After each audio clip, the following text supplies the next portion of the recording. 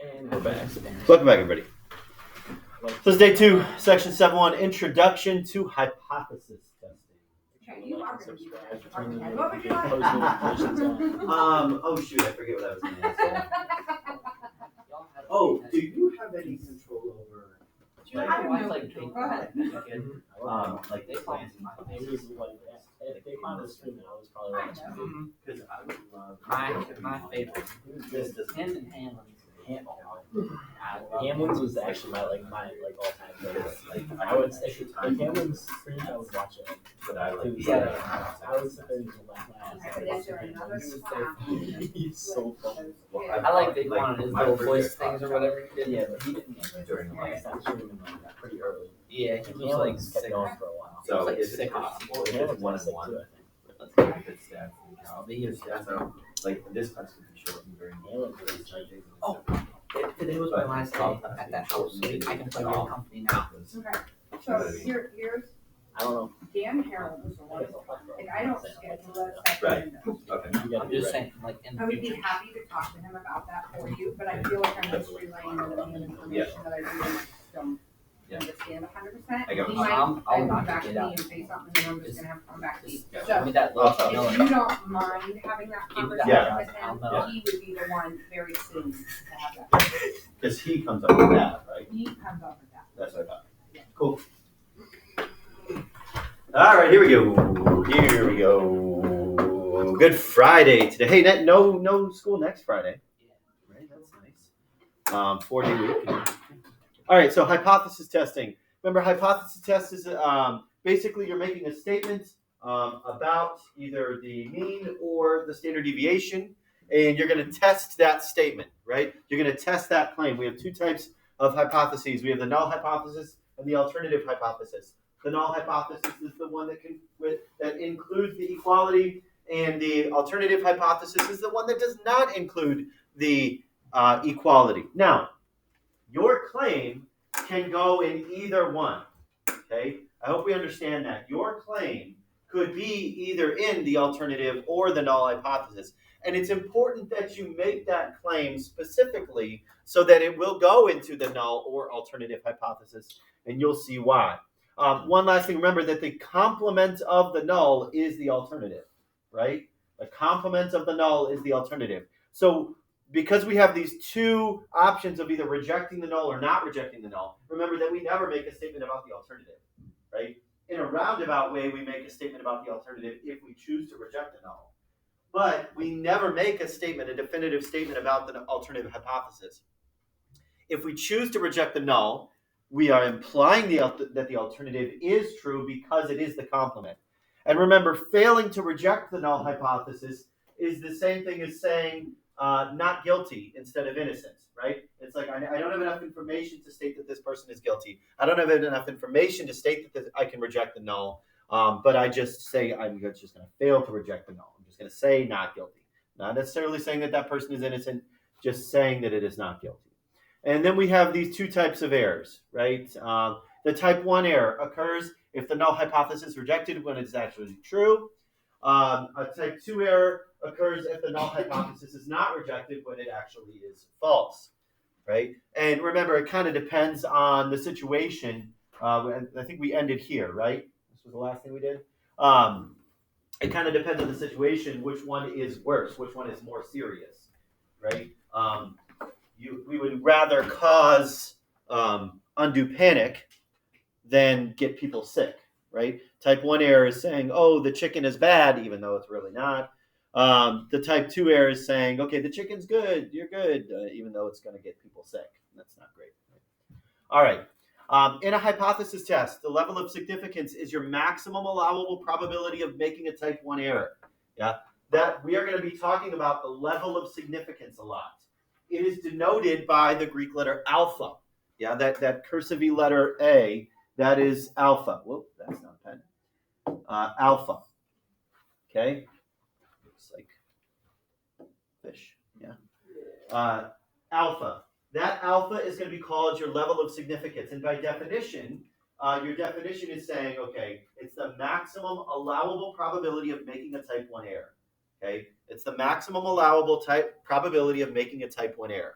It's denoted by the letter alpha. Thus, the smaller the alpha becomes, the harder it becomes to reject the null.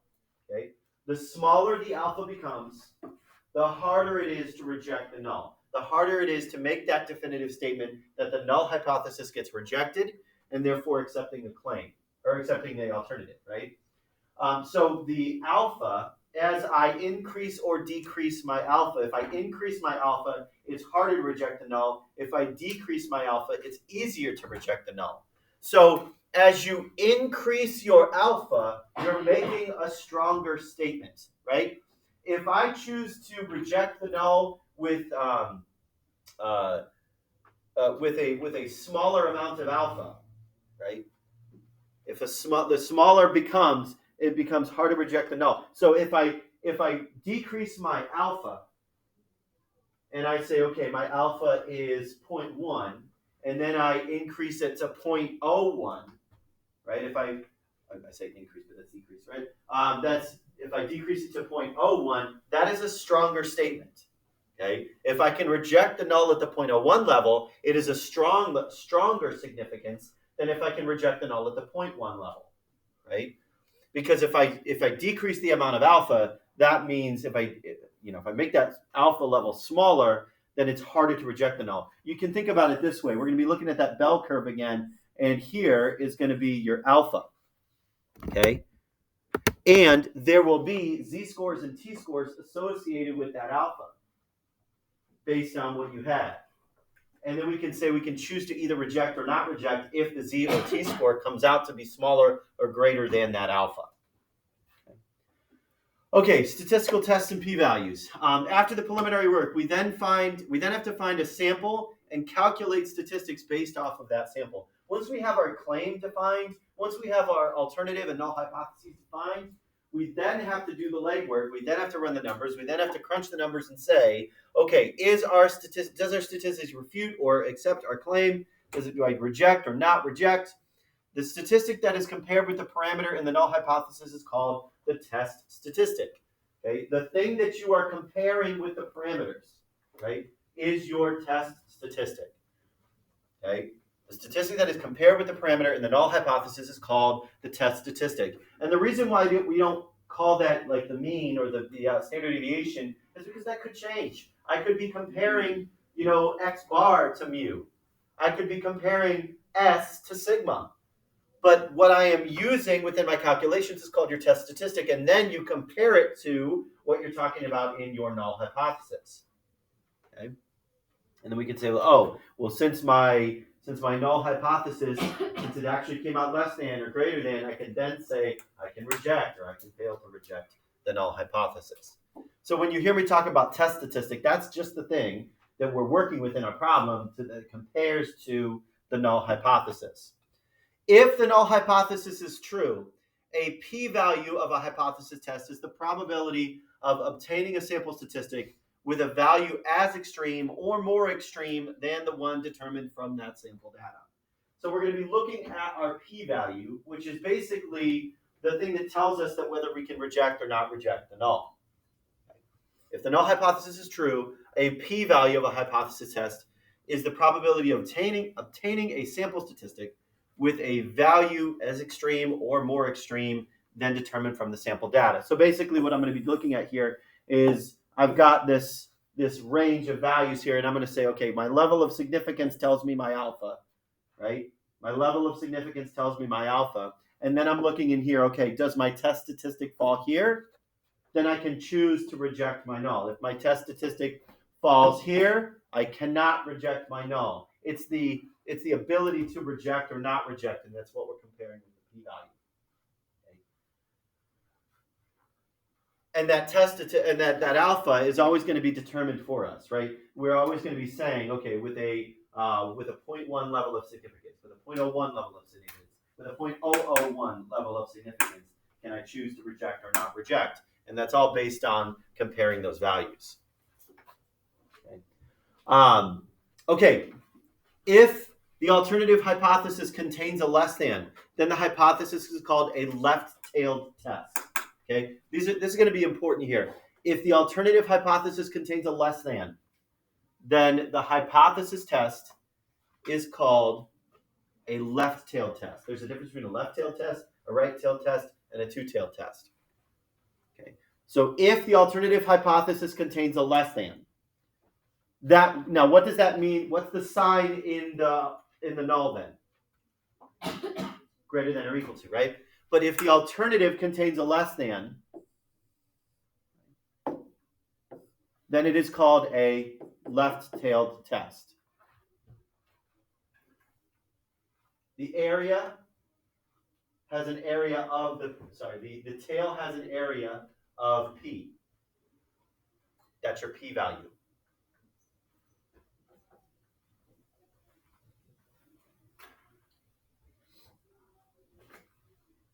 If the alternative hypothesis contains a greater than, it's all based on what's happening in the alternative.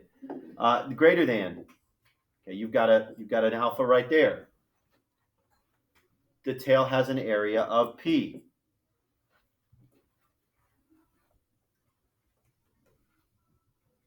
But if it is a two-tailed test, less than is a left-tailed, greater than is a right-tailed, and it's all based on the alternative. If it's an equality, or in other words, a not equal to, right? Because the alternative will never have the equal to, it'll have the inequality in it. If the alternative contains the not equal to, then the hypothesis test is called a two-tailed test. And it's going to look like this. Well, I could have here or here.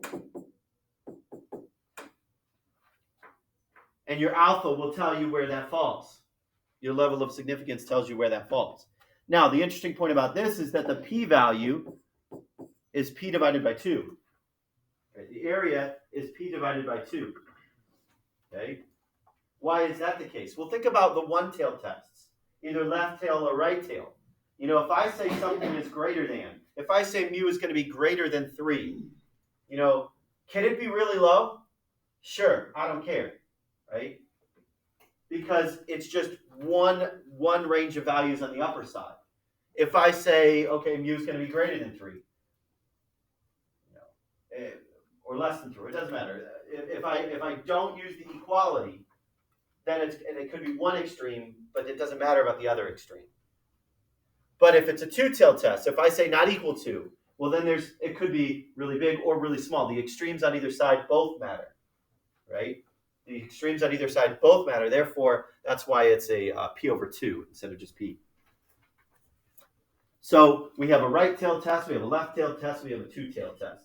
Remember, the left-tailed test is when the alternative contains the less than. The right-tailed test is when the alternative contains the greater than. And then the two-tailed test. Oh, I just gave myself a paper.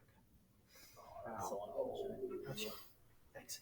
The two-tailed test is when it contains the not equal to.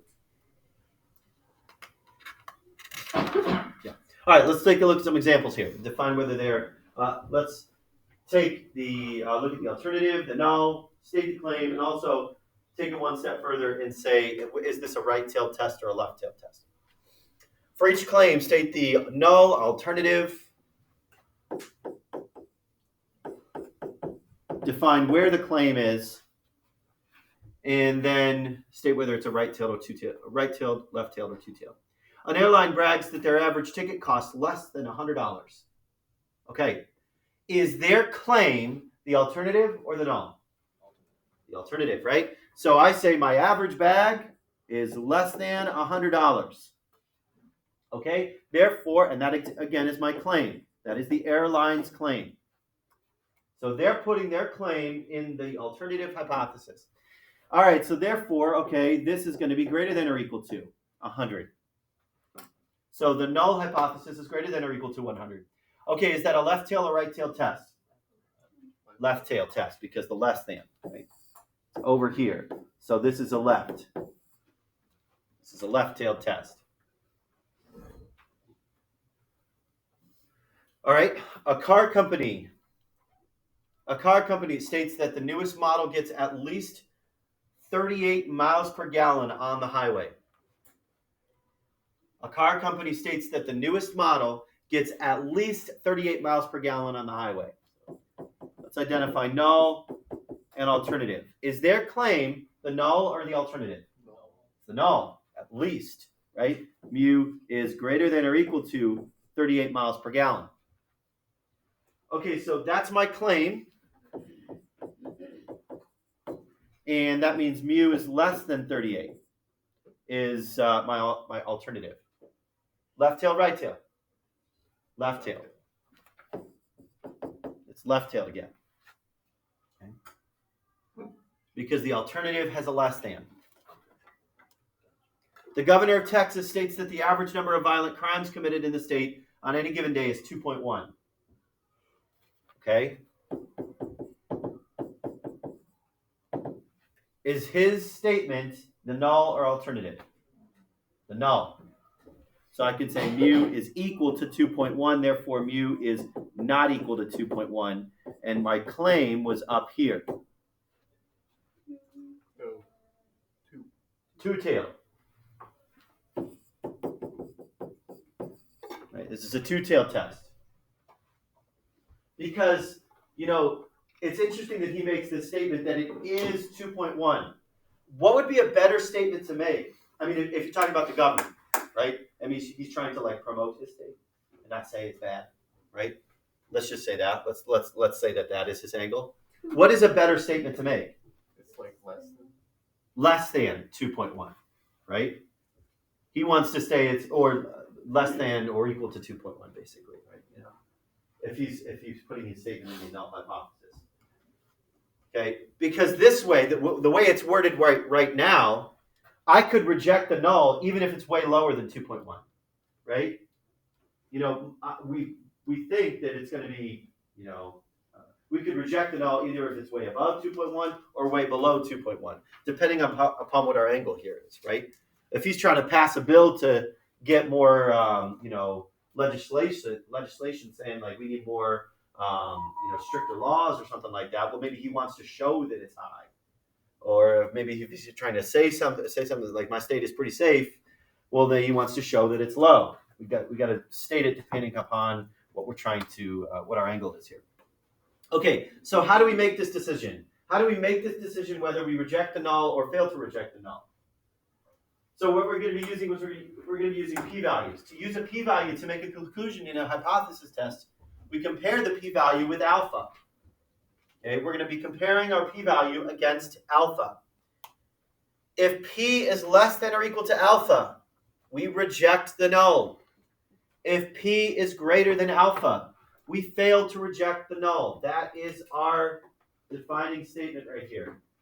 If p is less than or equal to alpha, if your p-value is less than or equal to alpha, we can choose to reject the null. And again, choosing to reject the null is the strong statement. It is the statement in saying, nope, I reject that null hypothesis, which in turn leads you to believe that you're going to accept the claim. Again, we're not making any statement, or not claim, I keep saying claim, accept the alternative. If p is greater than alpha, if you turn out that your p-value is greater than alpha, then you fail to reject the null. And again, that is a weaker statement, the one that we just say, well, we're not really saying that the null hypothesis is true. We're just saying that we don't have enough information to say that it's not. We're not saying that he's innocent. We're just saying that he's not guilty. Thus, we follow the rule of, and this is pretty important here. If you want to support a claim, this is all depending upon your angle, right? All depending upon your idea of what you want to happen. If you want to support a claim, state it so that it's in the alternative. Because that's the only statement. The alternative hypothesis is the only statement that you are going to imply to be true. So if you want to support a claim, if you want to show that a claim is true, you have to put it in the alternative. Yeah, you have to put it in the alternative. And your hope is that you can reject the null. Because if you're rejecting the null, you're implying that the alternative is true. If you want to disprove a claim, put it in the null. If your angle is that you want to disprove a claim, then you want to put it in the null. Okay? If your angle is that you wanted to disprove the claim, you want to put it in the null, because that's the only statement. If you if you reject the null hypothesis, that is the statement that's saying I throw out the null. The alternative is true. Okay? You can reject the null hypothesis, saying the null hypothesis is false, therefore accepting the alternative. If I fail to reject the null hypothesis, that's not really saying anything about the alternative, right? If I fail to reject the null, that's not saying anything about the alternative. And that's why if you want to disprove a claim, you want to put it in the null hypothesis. Because then you have a chance of disproving, you have a chance of rejecting the null, rejecting that claim. Note that you should always interpret in terms of the claim. Like I'm going to be asking you in the very end of every single one of these hypothesis testing questions, make a statement about the claim. Don't just say reject the null or fail to reject the null. Yeah, that's not giving me anything in context. I want it in context. I want you to say I am disproving my claim. There is enough information to disprove the claim. There is enough information to support the claim. Or there is not enough information to support the claim. There is not enough information to disprove the claim. Okay? Make it always about the claim. All right, you perform a hypothesis test on the following claims. How should you interpret your decision if you choose to reject the null, if you fail to reject the null? Like this is your statement in the end. Okay, so my statement. My statement is that the null hypothesis, I am claiming that Samsung states that their average TV lasts 10 years. Okay, what is my angle here? Am I trying to support or disprove this claim? What am I trying to do? Am I trying to support or disprove this claim? Where is my claim? In the null. Okay, if my claim is in the null, I want to disprove it, right? If my claim is in the null, my angle is that I want to disprove this claim. So maybe I am LG, and I want to show that Samsungs don't actually last 10 years, right? Or maybe I'm someone suing Samsung. Can't talk. I'm suing Samsung. And I'm saying that they're advertising that their TVs last 10 years, and they don't. Okay. I'm putting my claim in the null. Okay. How should I interpret my decision if I reject the null? Okay. I am saying there is enough. There's not two E's in enough. There is enough information to disprove the claim of their TVs lasting 10 years. I'm not saying longer or shorter than 10 years. I am saying 10 years, right? This is an equality. This is a two-tailed test, right? This is if we reject the null. There's enough information to disprove the claim of their TVs lasting 10 years. Okay, on the flip side of that, what if I had said I failed to reject?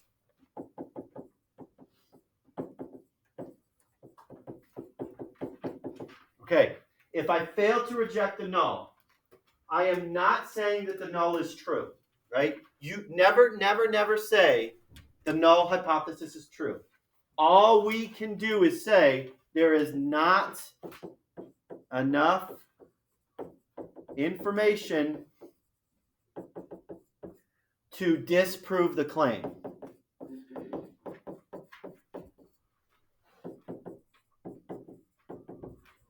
There's not three bumps in them. That their TVs last 10 years. Does that make sense? So whenever you fail to reject, you can't say that I accept the null. No. All you're saying is not guilty. Not enough information to show guilt. Not enough information to disprove that claim. that make sense? Okay. Another one here. I have my alternative hypothesis, which is my claim. Hasbro states that their paint contains less than 0.01 grams of lead per ounce. Hasbro states that their paint on their toys contains less than 0.01 grams of lead per ounce in that paint. Am I trying to support or disprove? Trying to support this claim.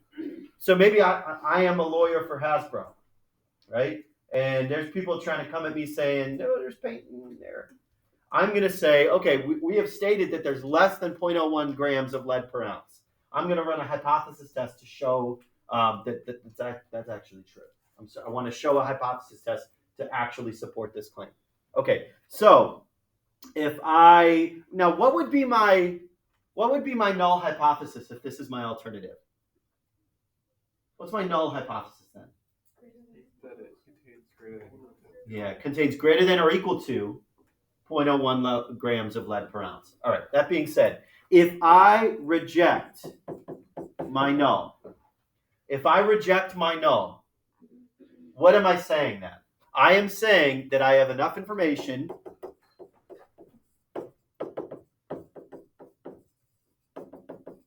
to support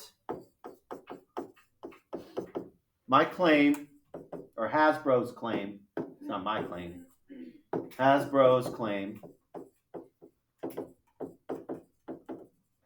that their paint contains less than 0.01 grams per ounce of lead.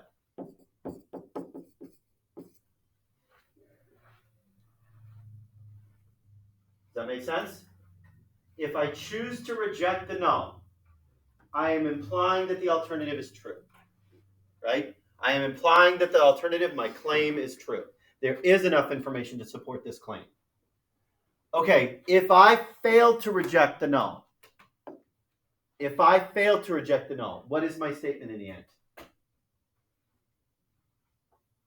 There is not enough information to support the claim. Right? Not enough info to support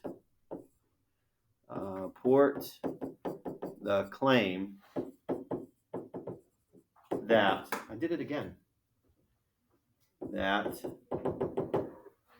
their paint contains less than 0.01 grams per ounce of lead. Okay? That's if we fail to reject. Okay? Does that make sense? You have to understand and put your answers back into context. Don't just say reject or not reject. Don't just say reject or fail to reject. Put it back into context. Okay, put it back into context. So this is in summary here. I know we've talked about a lot of things. For these problems on a test, I mean, there's no way I could give you more than just a couple of these on a test. Right? This is going to take a while. And each one of these is going to be like, I'll just give you the rest of the page to do. So this is the steps. First thing, state the claim. State the claim. Write out your alternative and null hypotheses accordingly. What is your claim? Where is it going? Is it in the null? Is it in the alternative? You're kind of like setting it up. Set the stage a little bit. Define your variables. Show me what you're trying to show me. Show me what you're trying to prove or disprove. Specify the level of significance. Specify the level of significance. And sometimes I'll be giving you that level of significance. Sometimes you'll find a couple different levels of significance. Because there'll be problems where you can say, oh, I reject the null at the 0.1 level of significance, but I fail to reject the null at the 0.01 level of significance. Determine the standardized sampling distribution and calculate the test statistic and the standardized value. Basically, just saying, okay, what am I trying to show? Am I trying to show something about the mean? Am I trying to show something about the standard deviation? Figure out what you know and what you don't know. right? Because sometimes you'll know things about the population and sometimes you will not know things about the population. Section 7.2 is when sigma is known. Section 7.3 is when sigma is unknown. There's a whole different set of calculations for each one. Number 4, run the numbers. Calculate that test statistic.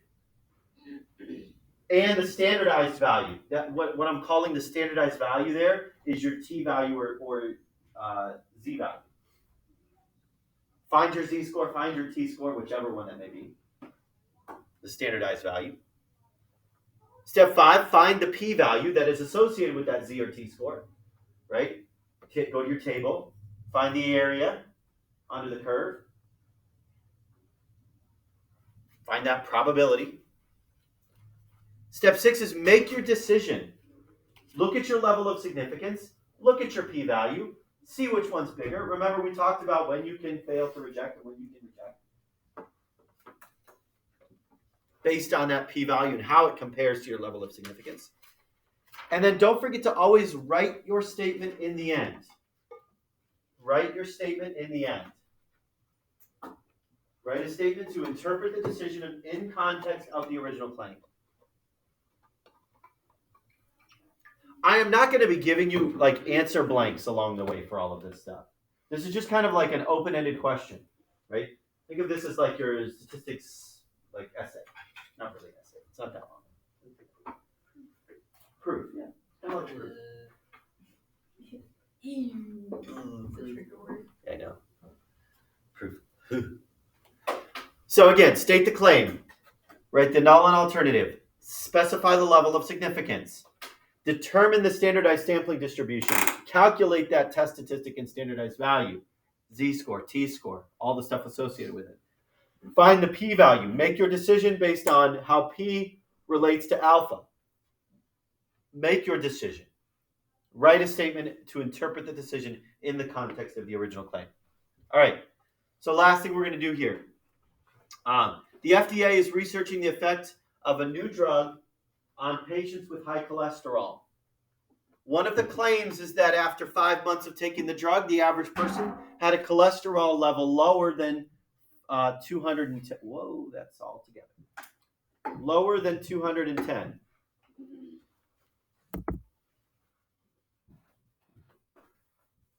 How would you write the null and alternative if you wanted to support that claim? You know, I don't know what cholesterol levels are good and bad. Right? What if I'm the drug maker and I want to say, ooh, that's really good. Ooh, that's really good. We're showing that a person has a cholesterol level lower than 210. How would I write the null and alternative hypothesis if I wanted to support the claim? Where should the claim go if I want to support it? The alternative, right? In the ha. Don't say the other one like that, though. Gotcha.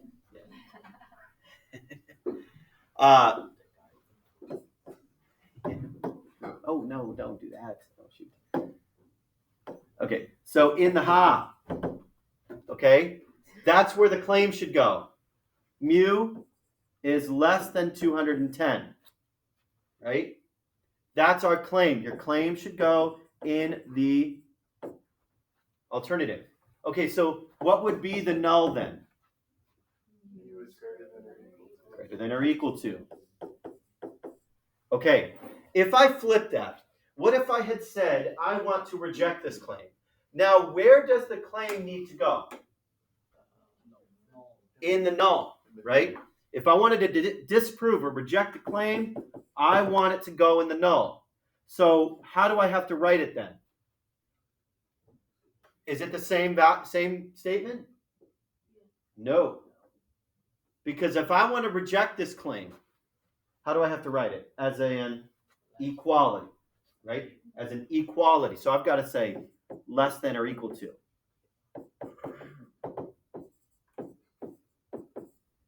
So my claim goes up here. Okay. I am saying my null hypothesis is there now, therefore, mu is less than or equal to 210. And in the end, I have the ability to reject that statement. Right? If I had kept the claim down here, and I have the ability to reject this statement, well, I don't want to reject that statement. I want to disprove that statement. Okay. So we need to put the claim in the null hypothesis if I want to reject that claim. If I want to support that claim, it's got to go in the alternative. A lot of your homework is just writing out what is the null, what is the alternative, and making a statement. I got long-winded.